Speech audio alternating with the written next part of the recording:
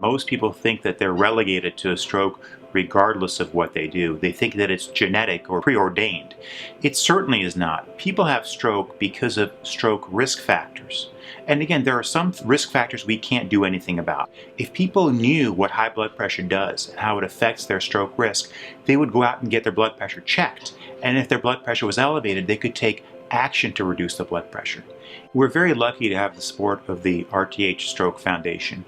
The RTH Comprehensive Stroke Clinic at USC is essentially a place where a patient who has stroke or is at risk of stroke is assessed by a multidisciplinary team. Without that support, I would not have been able to navigate the horrendous job of trying to help someone who's had a stroke. The RTH Stroke Foundation, in collaboration with USC, and in particular, one of our colleagues, Dr. Amy Tofigi, have developed the SMART program.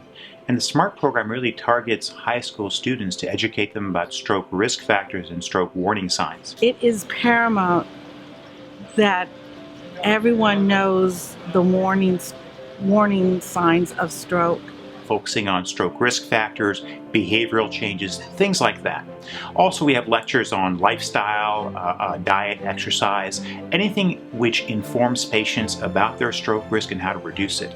But more importantly, everyone who comes to one of these lectures also is screened for high blood pressure, screened for cholesterol, often screened for disease of their carotid arteries. So you see, in addition to education, we're also providing hard facts about their physiology and empowering them to know what that means. You just don't let this happen, or this happens, and you know what to do in the next hour, the next day.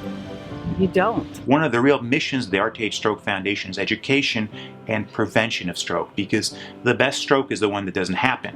If we can educate a group of individuals who then go on to educate their friends and family, maybe we can mitigate and reduce the risk of stroke in their circle of friends and family as well. In May of 2012, he suffered a third hemorrhagic stroke, which resulted in brain surgery. There are a lot of things that you can do to not only prevent a stroke, but if you or your loved one suffer a stroke, you can recover. Post-stroke support is vital because stroke is a real life-altering event. Things were different, but it was normal there. And they loved on him. It changes everything. It changes the stroke patient's ability to interact with others, to interact with their environment. There are very high risks of depression and hopelessness after stroke. There's also a lot of reason for hope and a lot of reason for being positive. They became the family and the community that helped me to understand that he can get better and that I can get better along with him. We know now that stroke recovery can occur for the rest of one's life. So someone who's had a stroke and has weakness of the limb can regain that limb function through directed physical and occupational therapy. Someone who's lost speech function can regain that through speech therapy. And with stroke prevention, they may not have another stroke. However, it's hard to see that when you've had a stroke. So it's vital to have support.